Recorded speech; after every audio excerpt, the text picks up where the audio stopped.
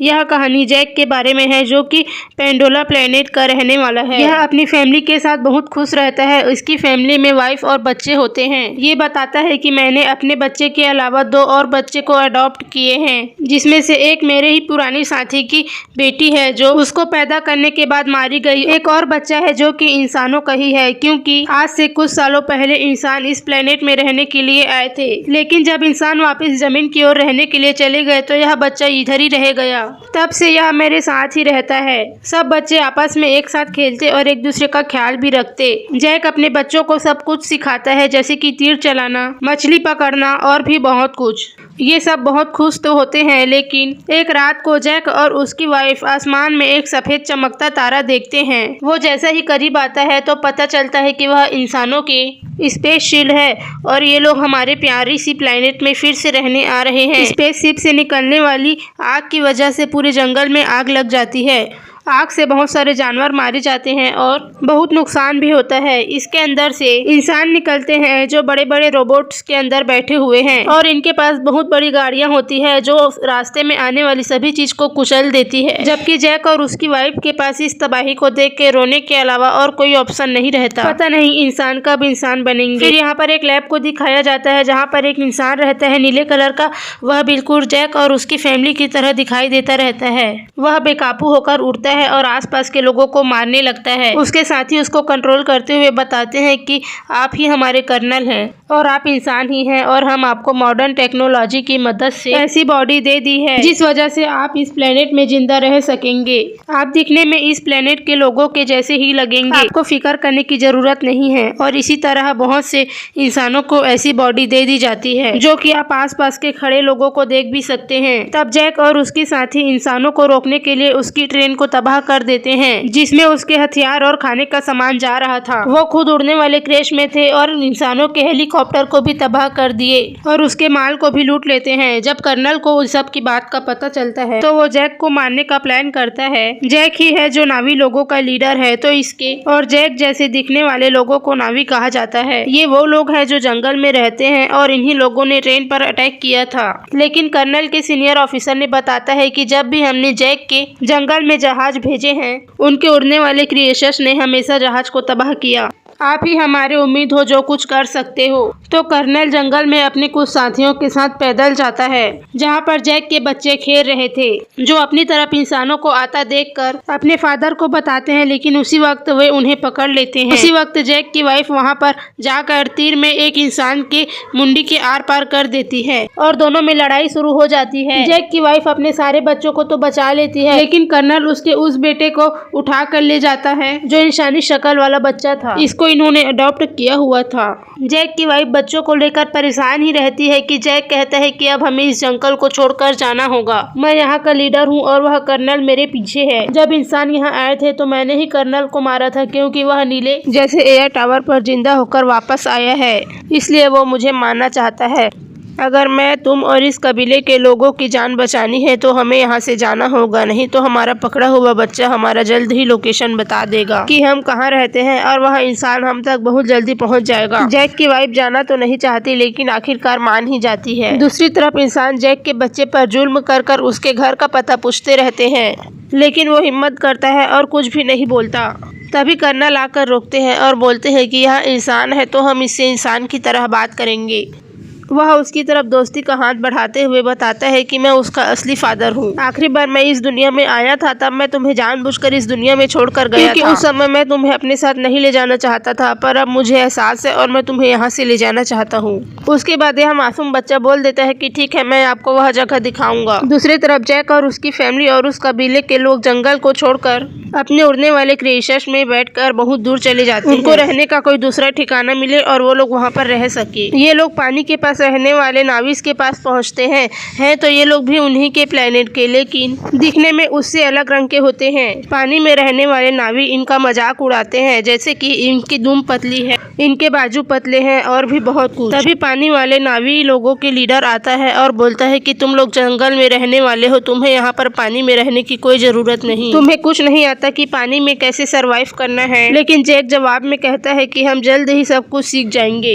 मेरी फैमिली के लिए मुझे आप लोगों की जरूरत है ताकि वो यहाँ पर रहकर सही सलामत जिंदा रह सके। पानी के नावी लीडर मान जाते हैं और उन्हें रहने के लिए इजाजत भी दे देते हैं, लेकिन जैक के बच्चों को वहाँ रहने वाले बच्चे घुमा रहे होते हैं, जबकि जैक का बेटा अपनी चोटी को वहाँ रहने वाले क्रिएचर से जोड़ता है। क्रिएचर बहुत जल्दी पानी में तैरता है और वो बच्चा गिर जाता है और सब देखकर हंसने लगते हैं। दूसरे दिन बाकी बच्चे जैक की बेटी को पागल कह रहे होते हैं, इसके अलावा उसे बदतमीजी भी कर रहे होते हैं और भारी तंग करते हैं। उसी वक्त जैक के बाकी बच्चे भी आ जाते हैं और उस तंग करने वाले बच्चे को मारने लगते हैं कि तुमने मेरी बहन को ऐसा क्यों कहा। जब जैक को पता चलता है तो वह अपने ही बेटे को डांटने लगते हैं कि तुमने उसे क्यों मारा, वो यहाँ के लीडर का बेटा है, जाओ उनसे माफी मांगो। बच्चे जाकर उससे माफी मांगते हैं तो लीडर का बेटा अभी भी गुस्से में रहता है और वह उसे धोखा देने का सोचता है और बदला लेने का सोचता है। वह बोलता है कि चलो मैं तुम्हें बहुत अच्छी जगह लेकर जाता हूँ।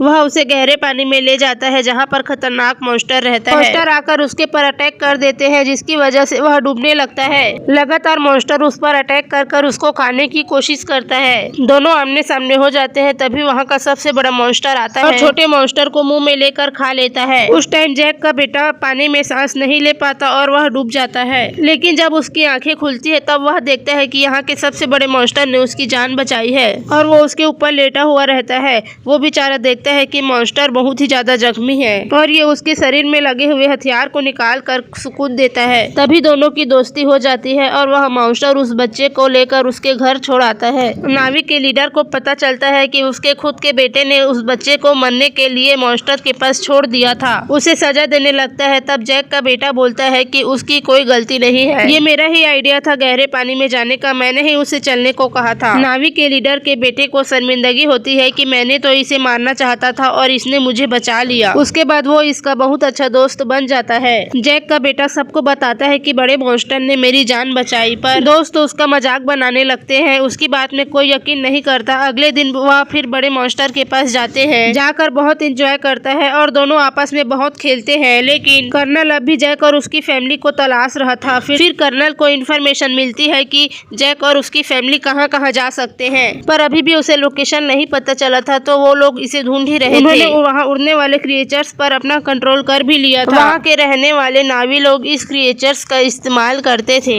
तभी इंसान जैक को ढूंढने के लिए निकल लेते हैं और एक आइलैंड में पहुँचते हैं। यहाँ के लोग कहते हैं कि हमने इसे कभी नहीं देखा जिसकी तस्वीर तुम हमें दिखा रहे हो। कर्नल को इन सब की बात झूठी लगती है, तो वो लोग उनके एक क्रिएचर्स को मरवा देते हैं। क्रिएचर्स का बेटा उसे समझाता है कि ये लोग कुछ नहीं जानते, ये लोग सिर्फ मछलियाँ पकड़ते हैं, इसे छोड़ दो। कर्नल अपने बेटे की बात मान लेता है, लेकिन वह जालिम इंसान यहाँ आग लगवा देता है। इस तरह दूसरे जगह में जाकर बहुत से मासूम नावी लोगों को भी मारने लगता है। सबसे बहुत कुछ पूछता है, लेकिन उसको अभी तक नहीं पता चलता कि जैक और उसकी फैमिली कहाँ है। इसके बाद इंसान नदी में दिख रहे क्रिएचर्स पर लोहे से अटैक करते हैं और छोटे छोटे मिसाइल से अटैक करते हैं और ऐसे गन से हमला करते हैं जिससे मॉन्स्टर इंसानों पर हमला नहीं कर पाता और वह इंसान मॉन्स्टर को पकड़ सके। बेचारे मॉन्स्टर अपने बच्चों के साथ तैर रहा होता है। बेचारे मॉन्स्टर इंसान का कभी कुछ नहीं बिगाड़े थे, लेकिन वह दर्द से तड़प रहे होते हैं और आखिरकार वहीं पर मर जाते हैं। और इंसान लोग तालियां बजाकर खुश होते रहते हैं कि हमने सभी को मार दिया। यह सब देख कर्नल का बेटा बहुत ही ज्यादा दुखित होते रहता है, क्योंकि उसे यह मरने वाले जानवरों की बहुत फिक्र थी और वह इस होने वाले जुर्म को बिल्कुल भी बर्दाश्त नहीं कर रहा होता है। इंसान उस क्रिएचर्स को पकड़कर अपने साथ ले जाते हैं। इंसान उसके मुंह के अंदर जाकर मशीन से उसके मुंह के ऊपरी वाले हिस्से को छेद करने लगता है।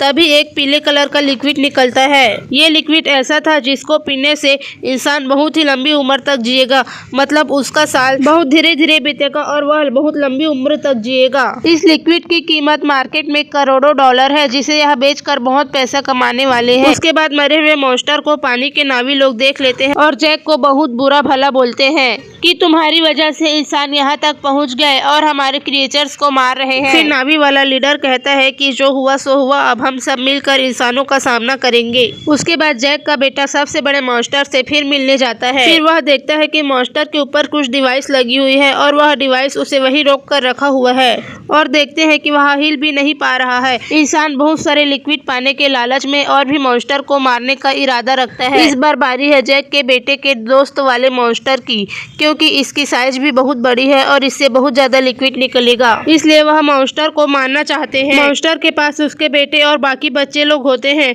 और इस तरफ इंसान लोग उसकी ओर बढ़ रहे होते हैं। जैक दूरबीन में बच्चों को देख लेता है। जैक को पता चलता है कि उसके बच्चे खतरे में हैं और वह लीडर को बताता है। सब अपने हथियार निकलकर उनको बचाने के लिए निकल पड़ते हैं। बच्चे बहुत मुश्किल से मॉन्स्टर पर लगे हुए डिवाइस को निकाल देते हैं, जिस वजह से मॉन्स्टर आगे तैरकर निकल जाता है और फिर आखिर उसकी जान बच जाती है। लेकिन इंसान फायरिंग करते हुए अभी भी बच्चों का पीछा कर रहे होते हैं। यहाँ पर लीडर की बेटी मरने ही वाली होती है कि जैक का बेटा उसे हाथ पकड़कर अपनी ओर खींचकर उसकी जान बचा लेता है। लेकिन थोड़ी ही देर में बच्चों को बड़ा सा जाल डालकर पकड़ लेते हैं और अपनी शिप पर ला लेते हैं। कुछ देर तक बच्चों के पेरेंट्स भी यहाँ पर आ जाते हैं। वहीं पर रुककर जैक देखता है कि कर्नल बच्चों को शिप पर बांधा हुआ है। कर्नल कहता है कि अगर बच्चों की जान बचाना चाहते हो तो शिप पर तुम सिर्फ अकेले आओगे। जैक अकेले जाने का फैसला करता है। जैक के बेटे का क्रिएचर दोस्त अचानक से पानी के नीचे से आकर उसकी जहाज पर हमला कर देता है। अपने हाथों और दुम से वहाँ पर खड़े हुए लोगों को मारने लगता है और सभी चीजों को तबाह करने लगता है। यह देखकर जैक और उसके लीडर को भी हिम्मत मिल जाती है कि वहाँ पर जाकर वो लड़ सके और वो शिप की ओर आगे बढ़ने लगते हैं। इंसानों और